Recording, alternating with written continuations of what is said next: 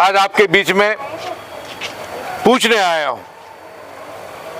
एक तरफ सीट बचाने के नाम पर गुलिस्ता इलेक्शन में आपने एक मोहतरमा को मौका दिया।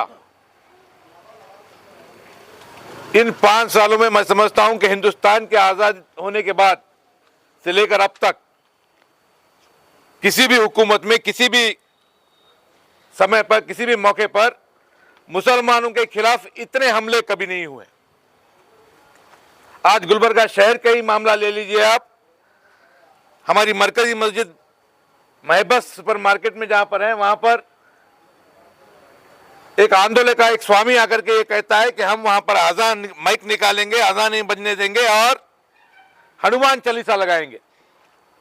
तो ये मामला इतनी जुर्रत उनकी हो गई है। आज गरीब कारोबारियों को सुपर मार्केट में जो कारोबार करते हैं 200-300 कारोबारियों को निकाला जा रहा है।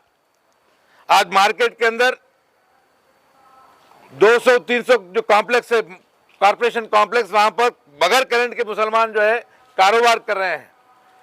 उलमा इकराम को कोविड के अंदर पीटा जा रहा है। एक कंप्लेंट भी पुलिस के खिलाफ दर्ज नहीं हो रहा।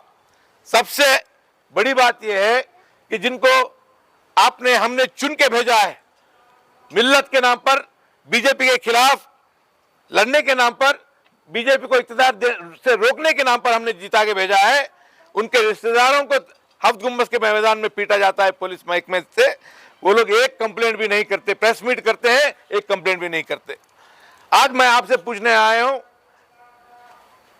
इतने मामले हो रहे हैं, मिल्लत के खिलाफ हमले हो रहे हैं, आप लोगों के सामने एक ऐसी क़यादत है, ऐसे एमएलए हैं जो गुज़िश्ता 5 सालों में एक लफ्ज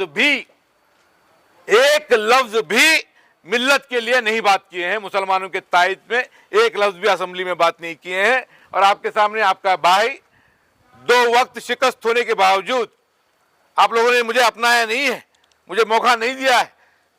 हार होने के बावजूद भी हर मामले में आगे बढ़ करके लड़ रहा हूं, गली गली में एहतजाज कर रहा हूं, केस दाखिल कर रहा हूं, नेशनल टीवी के अंदर भी आपको डिबेट करके भारतीय जनता पार्टी आरएसएस का मुंह तोड़ जवाब दे रहा हूं। आज ये वक्त है, एक तारीखी इलेक्शन होने जा रहा है। इस इलेक्शन में आपको फैसला करना है कि भारतीय जनता पार्टी को रोकना है, बेशक उनको हराना है, मगर जिताना किसको है वो भी फैसला आपका हक का करना है।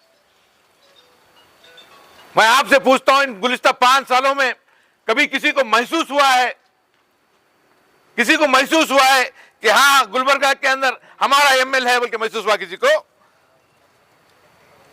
बकरीद के मामले में ईद मनाने के लिए हमको तकलीफ दी जा रही है, हमारी इबादत घरों तक पहुंच गए हैं, हमारी बच्चियों के लिबास तक पहुंच गए, हिजाब के नाम पर शरीयत में मुदाखिलत की जा रही है, ट्रिपल तलाक के नाम पर।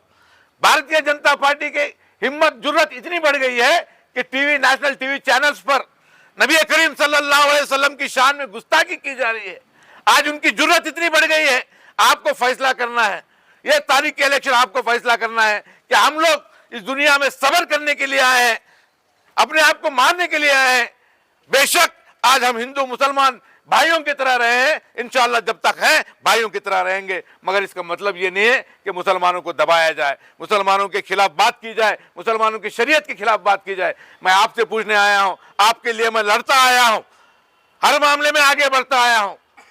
आपसे मैं पूछना चाहता हूं, इस बार के इलेक्शन में अगर आप कोई ऐसा वैसा फैसला करते हैं, फिर सीट बचाने के नाम पर फिर वही लोग आएंगे, आपके बीच में आएंगे, भाई देखो नासिर को वोट डाले तो बीजेपी जीत जाएगी, हमको वोट को इत्तेहाद। बेशक इत्तेहाद के साथ हमको फैसला लेना है, मगर किसको वोट डालना है ये भी हक का फैसला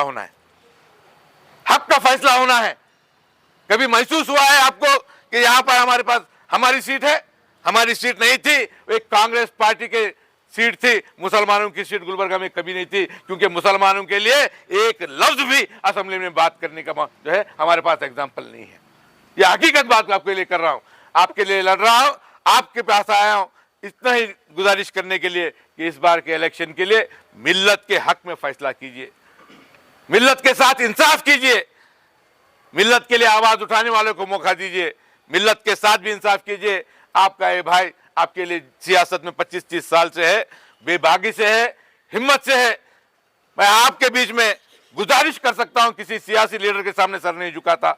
आपसे वायदा करता हूं, जब तक जिंदा हूं आपके जज्बातों का ख्याल रखूंगा, मिल्लत के तहफ़्फ़ुज़ का ख्याल रखूंगा, मिल्लत के शान का ख्याल रखूंगा, मिल्लत को कभी रुसवा नहीं होने दूंगा, मिल्लत को कभी झुकने नहीं दूंगा। अड़ंग के अंदर 165 लोग जेल गए हैं, 10 हमारी माएँ और बहनें जेल गई हैं।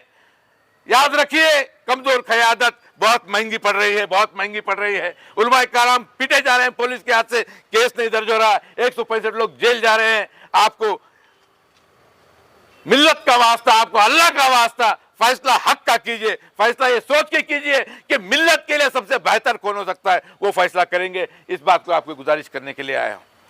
मेरे वालिद भी इस दुनिया के अंदर सियासत में बहुत साल थे। फसादात 1972 के फसादात देखे, सिमी का केसेस हुए, फ्री में उनको छुड़ाए, 92 के फसादात हुए, फ्री में उनको छुड़ाए। उनकी भी कोशिश रही है, मेरी भी कोशिश रही है। मैं आपसे सिर्फ और सिर्फ इतना कहना चाहता हूं कि मेरे लिए कोई गॉडफादर नहीं है, कोई बड़ी सियासी लीडर नहीं है। आपका फैसला मेरे लिए सबसे ज्यादा मायने रखता है। आप मुझे इतना वायदा कीजिए कि इस बार आप लोग मिल्लत के लिए जो सबसे बेहतर हो सकता है वही आपके जहन में, दिल में रख के फैसला करेंगे, लेंगे। भाइयों, मैं आपसे पूछ रहा हूं, आपसे मिलने आया हूं, हाँ, सच बोलिए, आप किसी सियासी जमात के गुलाम नहीं है, कांग्रेस के गुलाम नहीं है, कांग्रेस हमारा हमदर्द नहीं है, आप जनता दल के गुलाम नहीं है। हम अगर किसी के गुलाम हैं तो हम नबी करीम सल्लल्लाहु अलैहि वसल्लम के गुलाम हैं, पहले से गुलाम है, जब तक क़यामत तक हम उनके गुलाम रहेंगे। आज जो हमारे लिए बेहतर हो सकता है, हमारे लिए आवाज उठा सकता है, हमारे लिए लड़ सकता है, उसी के लिए आप फैसला करेंगे, ये उम्मीद मैं रखता हूं। बहुत बहुत शुक्रिया।